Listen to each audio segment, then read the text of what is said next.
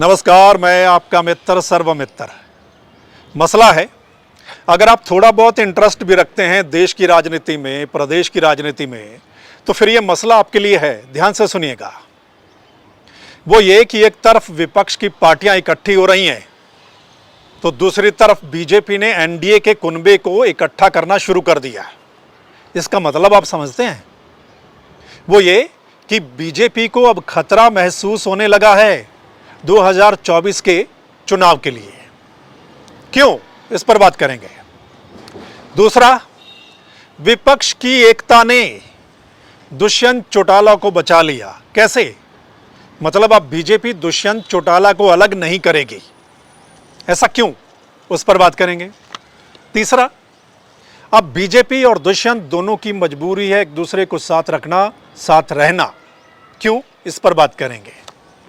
चौथा, अगर दुष्यंत चौटाला एनडीए के साथ जा रहे हैं, यानी उनकी पार्टी, तो वहीं ओम प्रकाश चौटाला यानी उनकी पार्टी वो विपक्ष की पार्टियों के साथ जा रही है। इस पर बात करेंगे। अगली बात, कौन से ऐसे नेता की चर्चा चल रही थी कि वो बीजेपी के साथ जा सकते हैं, लेकिन वो बेंगलुरु पहुंच गए विपक्ष की मीटिंग में। चलिए, ये कई बड़ी बातें हैं, इसके अलावा और बातें हैं, वो सब आपके साथ चर्चा करने वाले हैं। ध्यान से सुनिएगा। आपको पता है, आज और कल बेंगलुरु में जो विपक्ष की पार्टियां हैं उनके बड़े नेता इकट्ठे हो रहे हैं। तकरीबन जो सूचना वहां से आ रही है कि 26 पार्टियों के बड़े नेता वहां पर इकट्ठा हो रहे हैं अगली रणनीति के लिए। तो वहीं बीजेपी ने भी एनडीए के कुनबे को इकट्ठा करना शुरू कर दिया है और सूचना है कि तकरीबन 30 पार्टियां कल दिल्ली में इकट्ठी होंगी एनडीए का जो कुनबा है। तो इसका मतलब क्या है, समझते हैं कि बीजेपी अगर अब छोटी मोटी पार्टियों को भी साथ ला रही है, तो इसका मतलब यह है कि बीजेपी को ये जो विपक्ष इकट्ठा हो रहा है ना, उससे कहीं ना कहीं खतरा महसूस होने लगा है 2024 के लोकसभा चुनावों के लिए। इसलिए बीजेपी अब उन सभी दलों को साथ रख रही है जो उनके साथ हैं, और कुछ और दलों को जोड़ने की कोशिश में लग गई है जो पहले कभी साथ थे, अलग हो गए, उन सभी को इकट्ठा करने में जुट गई है। तो इसका मतलब आप समझते हैं कि बीजेपी को खतरा महसूस होने लगा है, तभी ऐसा हो रहा है ना। अब क्या है, सूचना यही है कि दुष्यंत चौटाला की पार्टी को भी न्योता मिला है एनडीए में शामिल होने के लिए, और खबर है कि अजय चौटाला वहां पर जा रहे हैं एनडीए की मीटिंग में, और साथ एक दो लोग और जा सकते हैं, यानी उनके प्रदेश अध्यक्ष या फिर दुष्यंत चौटाला भी जा सकते हैं। तो यानी जेजेपी अब एनडीए का पार्ट बनेगी। तो इसका मतलब आप समझते हैं कि अब दुष्यंत को बीजेपी अलग नहीं करेगी। जो चर्चा चलती रहती है कि बीजेपी अब दुष्यंत को निकाल देगी, तो उस पर ब्रेक लग जाएगा। अगर जेजेपी एनडीए का पार्ट बनती है तो फिर वो ब्रेक लग जाएगा। दुष्यंत को बीजेपी अपने साथ रखेगी, और बाकायदा अब पहले जो कहा जा रहा था कि सिर्फ सरकार चलाने के लिए गठबंधन है, अब पार्टियों का गठबंधन हो जाएगा। सरकार भी उनकी पूरी चलेगी, और लोकसभा और विधानसभा के चुनाव भी बीजेपी जेजेपी मिलकर लड़ेंगी हरियाणा में। एक तो ये बात हो गई, और जैसा मैंने कहा कि ये दोनों की मजबूरी है। बीजेपी की मजबूरी क्या है? क्योंकि अब विपक्षी एकता को देखते हुए बीजेपी सभी पार्टियों को इकट्ठा करने में जुट गई है। इसलिए वो रिस्क नहीं लेना चाहती कि अगर कोई पार्टी साथ है तो उसको निकाल दें तो उसका फिर नुकसान हो सकता है। इसलिए बीजेपी अब रिस्क नहीं लेगी। तो बीजेपी के लिए भी मजबूरी है सभी पार्टियों को साथ रखना विपक्ष की एकता को देखते हुए, और जेजेपी की भी मजबूरी है बीजेपी के साथ रहना। उसके 2-3 रीज़न हैं, लेकिन मोटा रीज़न ये है कि अगर दुष्यंत को बीजेपी अलग कर देती है तो फिर दुष्यंत की पार्टी को बहुत बड़ा नुकसान होने वाला है।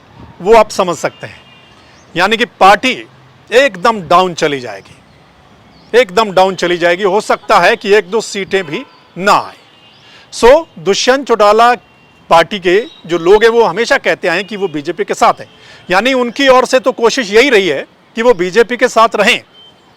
सो दोनों की मजबूरी है, एक दूसरे का साथ अब रहना ज़रूरी है।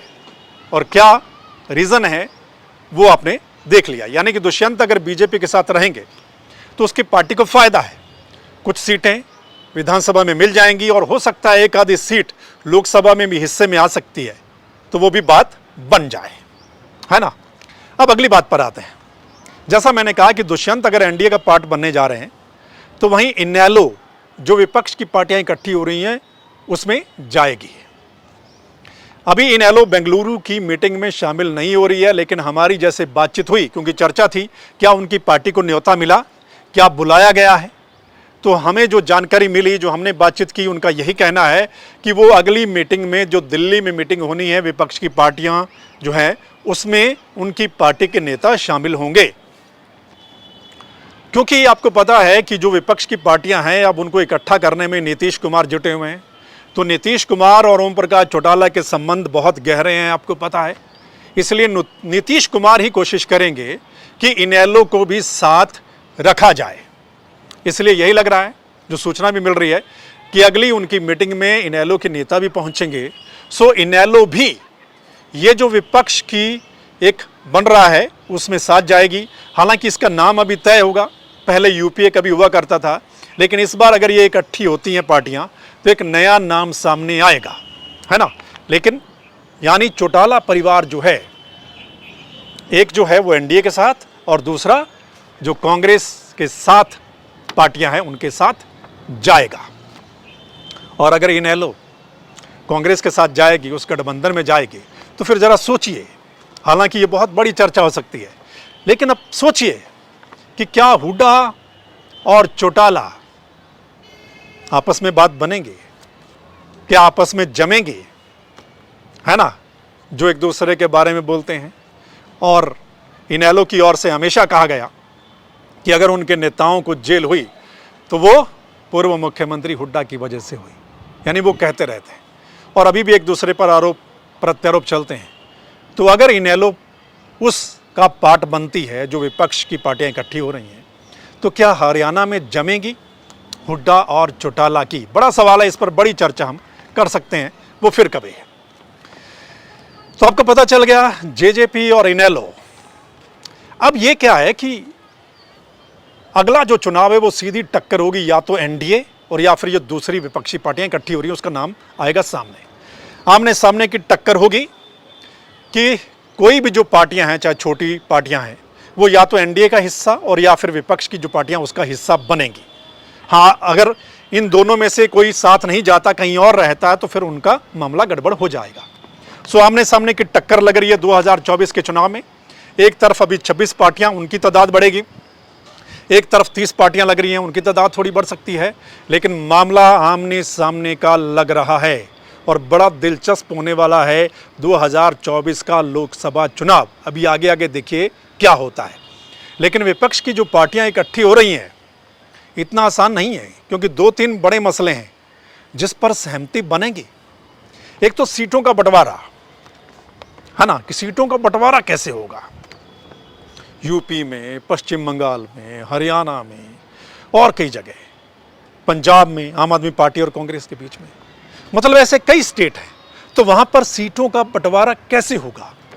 और दूसरा, विपक्ष का चेहरा कौन होगा, यानी मोदी वर्सेस हु, कौन, किसके नाम पर सहमति बनती है और क्या सहमति बन पाएगी। ये 2 बड़े मसले हैं। हालांकि इसके अलावा और भी बातें हैं, लेकिन ये 2 बड़े मसले हैं। क्या विपक्ष इस पर सहमत हो पाएगा, ये बड़ा सवाल है दोस्त। हालांकि पता चलेगा आगे, इसके लिए कई कमेटियां बनेगी, जो विचार होगा। अब आते हैं अगली बात पर। यूपी के एक नेता की चर्चा चल रही थी कि वो बीजेपी के साथ जा सकते हैं।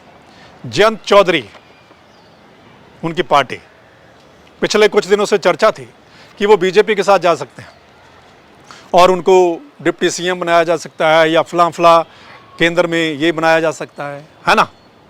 लेकिन आज जयंत चौधरी बेंगलुरु पहुंच गए, यानी विपक्ष की मीटिंग में जयंत चौधरी पहुंच गए हैं और वो आज भी सत्ता दल यानी कि बीजेपी को कोस रहे हैं।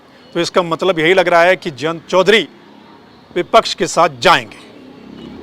सो क्या कुछ होता है वो खैर आगे वक्त बताएगा। लेकिन दोस्तों, अभी जो सिचुएशन चल रही है देश में, और ये सब 2024 के लोकसभा चुनावों को देखते हुए विपक्ष की पार्टियां इकट्ठी हो रही हैं कि मोदी को हटाना है। और पहले जो बीजेपी को लग रहा था कि वो अकेले ही काफ़ी हैं, लेकिन अब बीजेपी को लगने लगा है कि अकेले से बात नहीं बनेगी, पार्टियों को इकट्ठा करना पड़ेगा, जो चले गए उनको भी मनाना पड़ेगा और जो हैं उनको तो निकालना नहीं है, साथ रखना है। इसलिए दो धड़े बनेंगे सीधा सीधा, एक तो एनडीए है और दूसरा विपक्ष का नाम सामने आएगा। लेकिन बहुत दिलचस्प राजनीति होने वाली है भारत की कि 2024 मोदी वर्सेस कौन होगा, और विपक्ष अगर एकजुट होकर लड़ता है तो निश्चित तौर पर 2024 का लोकसभा चुनाव बहुत इंटरेस्टिंग रहने वाला है। लेकिन हरियाणा की राजनीति जिस पर हमने चर्चा की है, सो दोस्तों इस पूरे मसले पर आपकी राय क्या है कमेंट करके ज़रूर बताइएगा, है ना। आपने कमेंट करना है और इस वीडियो को शेयर कर देंगे तो तमाम लोग अपनी राय जो है वो दे पाएंगे। अभी और चर्चा बनती है, कई और इशू हैं, उस पर हम फिर चर्चा करेंगे। लेकिन अगर आप चाहते हैं कि सही चर्चा, सही एनालिसिस आप लोगों तक पहुंचे, तो फिर आपने इस चैनल यानी अगर हमारी रिपोर्ट पसंद आई है तो फिर आप लाइक फॉलो कर लीजिएगा। मिलते हैं अगले मसले के साथ, तब तक के लिए नमस्कार, आदाब, सत श्री अकाल, राम राम।